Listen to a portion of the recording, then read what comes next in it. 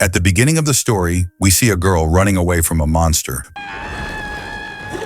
But soon the monster grabs her leg and starts pulling her toward itself. The girl quickly pushes the monster away with all her strength, using her leg, and tries to climb back up. Eventually her hand reaches the surface, which makes her very happy. She then crawls her way out of that place. Just then, a man wearing a mask appears in front of her. The girl pleads, "I don't want to die again," but the man shows no mercy and kills her. Then the scene shifts to a group of teenagers. Among them is Clover, who is the sister of the girl we saw earlier. Clover has set out with her friends, Max, Nina, and Meg, and Abe, to search for her missing sister, Melanie. On the way, Clover remains hopeful that she will find Melanie. After a long journey, they finally arrive near a store. Clover realizes that Melanie had recorded and sent her a video from in front of this very store 1 year ago. However, the rest of the group finds it strange. They wonder if Melanie can really be found after so long. But Clover remains confident that she will find her sister. She then walks into the store, feeling tired, and decides to get a coffee. Inside, the cashier tells her, "I've been noticing you people for a while now. Were you praying outside?" Clover is startled by his voice and starts to leave, but then turns back and asks the cashier, "Were you working here last year as well?" The cashier replies, "I've been working here for many years." Clover then shows him a picture of her sister and asks, "Have you seen her before?" The cashier responds, "She's missing." Clover is shocked and says, "I didn't say that she was missing." To this, the cashier replies, "This is a place where many people come looking for their missing loved one. A lot of people have disappeared in Glore Valley." Hearing this, Clover runs back to her friends and tells them that she has finally figured out where Melanie disappeared. The group immediately heads towards Glore Valley. On the way, a storm suddenly engulfs the group, and Clover begins to feel afraid. Max, sitting next to her, gently holds her hand and reassures her, "We're inside the car. Nothing will happen to us." However, Meg gets upset with Max and snaps, "What nonsense are you talking about?" This sparks an argument among the group. Clover suggests, "Maybe we should turn back," but Max and Abe insist, "We can't go back now." As the argument continues, they suddenly stop at a strange location, an area where it's not raining, even though there's rain all around them. In front of them stands a house, oddly untouched by the storm. Clover finds this strange, but Abe, intrigued, quickly pulls out his phone and begins recording, thinking it might be something interesting. Max warns, "We should stay in the car and leave," but Abe refuses. "I can't drive in this storm," he says.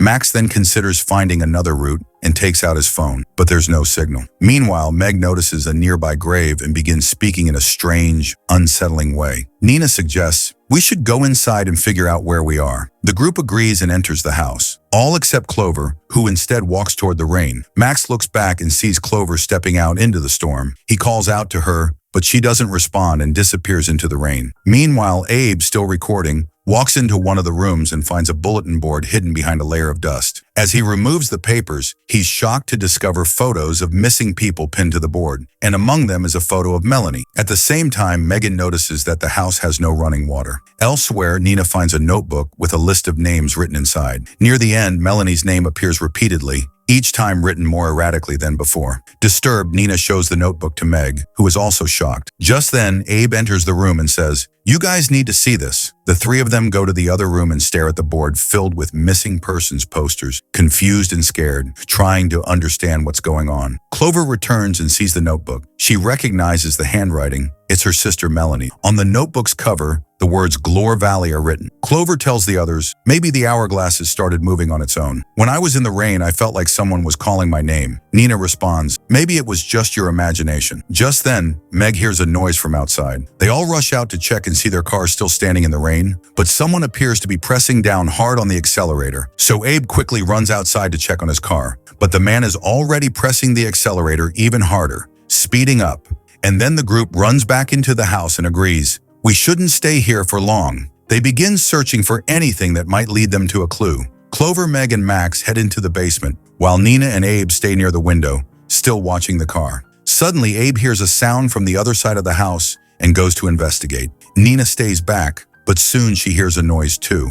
Cautiously, she starts walking toward the sound. As she enters the dark area, she quickly switches on a light, only to find a masked man standing there, having just killed Abe. The man now turns his attention to her. Hearing Nina's screams, the group rushes to help her, but Max stops them and decides to go alone. When he arrives, he sees the masked man standing dangerously close to Nina. The moment the man notices Max, he turns to face him. Max immediately runs back and whispers for everyone to hide. The group quickly scatters, finding places to conceal themselves. Moments later, the masked man enters the basement. Max grabs a nearby chair and attacks him, but the blow has no effect. Desperate, he grabs a broken piece of the chair and hits the man again. The masked figure grabs it, rips it from Max's hand, and drives it violently into Max's eye. Meg watches in horror, her body trembling. The masked man senses her fear and slowly turns in her direction. Meanwhile, Clover, who had been hiding behind a door, quickly grabs a knife. But before she can react, the man finds Meg,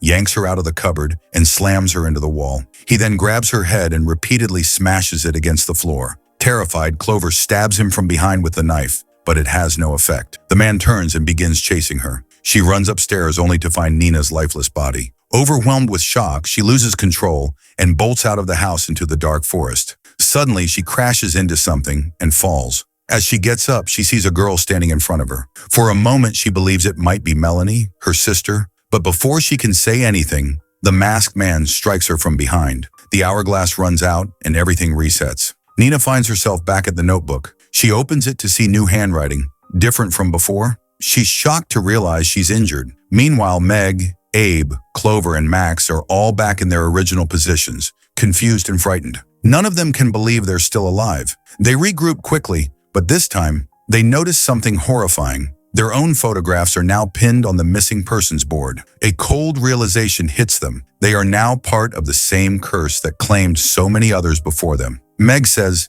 "There's something evil in this house, and it's growing stronger." Abe replies, "We need to get out of here, now." But Nina interrupts, "No, not yet. I saw you die. We can't leave until we understand what's going on." As they speak, the lights begin to flicker again. Suddenly, they hear a noise outside. The group rushes to look and sees the front door slowly creaking open. Max and Abe sprint toward it and quickly lock it, fearing something might enter. On the other side of the room, Meg begins acting strangely. She mutters, "Tonight's going to be even worse." Suddenly, her bones begin cracking unnaturally, and she lets out a terrifying scream. All the lights in the house explode, plunging them into total darkness. The group frantically searches for flashlights, and when they turn around, Meg is gone. Clover begins to feel something, and everyone heads toward the room where they see Megan floating in the air. She starts speaking in the voices of all the victims and then says, "Don't let him in." Saying this, she looks at Clover and forcefully twists her own neck, causing her to collapse to the floor.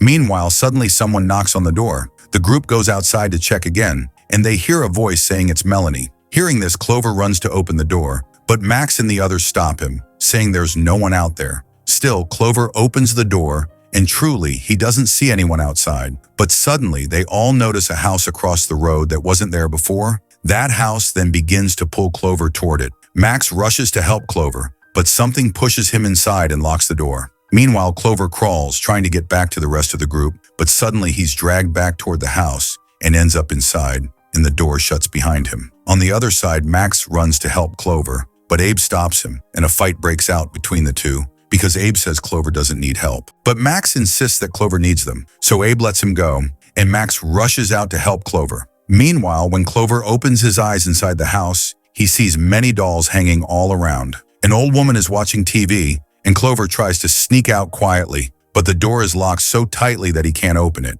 Then, the old woman transforms into a witch and attacks Clover, knocking him down and taking control of him. Clover's eyes turn pale and he starts laughing. Then, the house door opens, and Max, who was outside, enters the house. Meanwhile, Nina and Abe try to escape by car, but they encounter a huge monster, which frightens them and forces them back into the circle. Inside the house, Max looks for Clover but can't find him anywhere. Then he sees a chair with a doll placed on it, and the chair suddenly stops moving. Max walks up to the doll, picks it up, and angrily kicks it. But as soon as he turns around, he sees Clover wearing a mask, and Clover kills Max. Then Clover heads out of the house to kill Nina and Abe too, but a masked man runs him over with a car. Once again, a new day begins. Day 3. Megan notices her hair is falling out, and suddenly water appears where there was none before. Everyone rushes to drink it. Later, the group sits in the bathroom and decides they must survive until morning. Otherwise, they will become a permanent part of that place. But once again, changes start happening in them,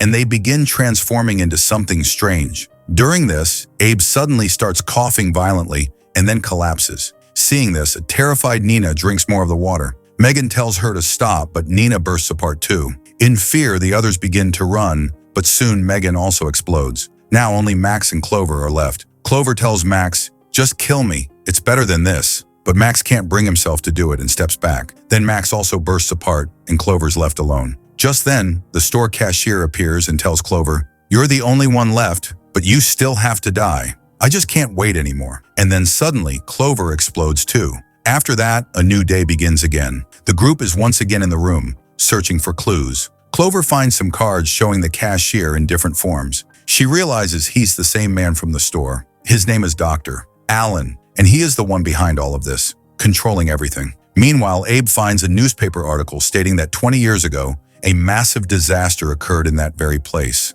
causing an entire city to sink underground. Over 11,000 people were injured, and Dr. Allen was brought in to help treat them. After learning all this, the group realizes that only one door is left. It might be the way out. Nina quickly opens the door, but horrifying sounds come from inside, and they decide not to go through. Then Max finds a DVD and plays it. On the screen, the doctor is shown performing experiments on a man, keeping him locked in a cell for days without food until his body weakens and he turns into a zombie. Suddenly, the DVD ends. Megan says, "We're turning into monsters just like him." Just then, Dr. Allen speaks on the radio and says, "Now you finally understand." Clover runs and pleads, "Please let us go." Dr. Allen responds, "There's only one way to escape. One of you must die, and the other 4 can go home." Clover decides she will be the one to die and asks to meet Dr. Allen alone. He agrees, but the rest of the group doesn't want to let her go alone, fearing it might be a trap. However, Abe stops them and tells Clover to go.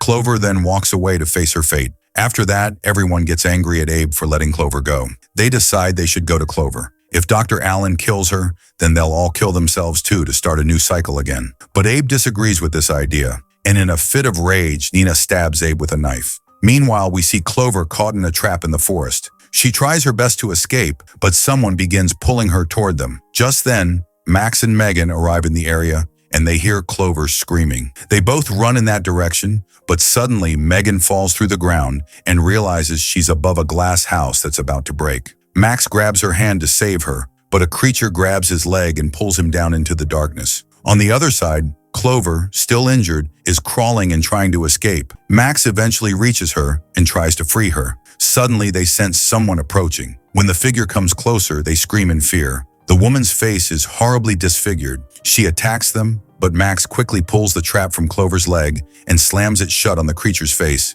Then both of them run and hide. They come to the heartbreaking realization that everyone else is dead, and they'll have to start everything over. So Max quickly goes to that creature woman, but as soon as he calls her towards him, Max lets out a loud fart. A new day begins again. Clover wakes up from a nightmare about her sister. Elsewhere, Abe senses something is wrong. He shows the rest of the group his back, saying, "There's something wrong back here," but everyone brushes it off, telling him everything is fine. The group believes only 4 nights have passed, but Nina discovers that 13 nights have actually gone by, and no one has ever survived that long before. Then they realize Megan is missing. Maybe she too has become part of the night. Abe remembers he recorded something and quickly checks his phone. He finds a collection of old footage, but none of them remember any of those events happening to them. Then looking out the window, they see monsters approaching from all directions. Clover tells everyone they must escape through the tunnel.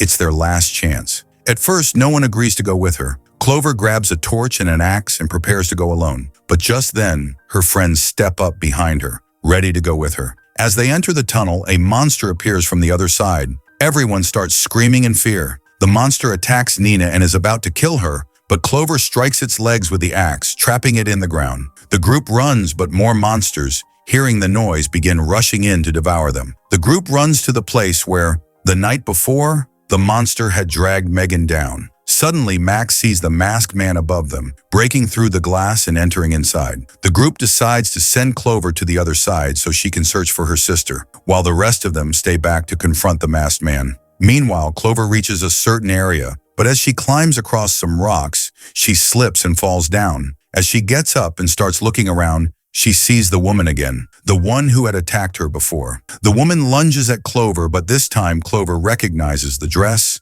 and realizes it's her sister Melanie. But Melanie has now fully transformed into a creature. Clover grabs her and pushes her backward, causing Melanie to fall and get impaled by something sharp behind her, killing her. Back on the other side, the group continues to fight the masked man. Together, they manage to overpower him and kill him. They begin to laugh in relief and triumph. But their joy doesn't last long. From outside, they suddenly hear the deafening roar of a massive creature approaching. Meanwhile, Clover, hiding from the creatures, sneaks deeper inside. There, she finds Megan locked inside a cell. Megan is hanging alongside a Wendigo, and she looks like she's nearing the end of her life. So Clover tells Meg that she'll save him quickly, and then Clover rushes to Dr. Allen's room. But there, she finds something that completely shocks her files on the table that contain all their detailed information, and on the TV screen, all the live videos of the places where they had been trapped. Just then, the doctor arrives and begins talking about Clover's trauma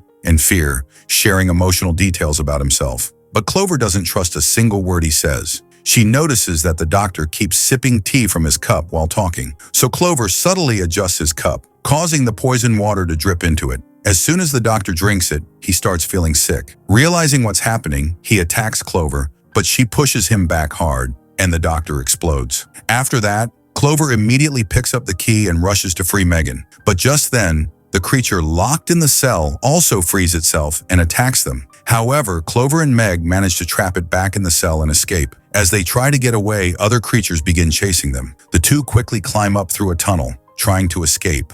But just as Clover lifts her hand to climb out, one of the creatures grabs Meg and pulls her back. She tries to save herself, and at the same time, just as Clover is about to get out, the creatures grab her too and start pulling her back. Still, they don't give up and keep trying to escape. Just then, the rest of the team arrives and quickly grabs their hands, pulling them out. Time runs out, everything returns to normal like a new day, and the rain also stops. Abe quickly brings the car and tells everyone to get in so they can leave. All the friends drive away from there, but in the middle of all this, we see a car returning to that same location again. A whistle sound is heard, which shows that Dr. Allen is still alive, and that's where the story ends. If you liked my explanation, don't forget to like the video and subscribe to the channel. Your support helps me keep making new videos. See you in the next one. Until then, take care. Bye.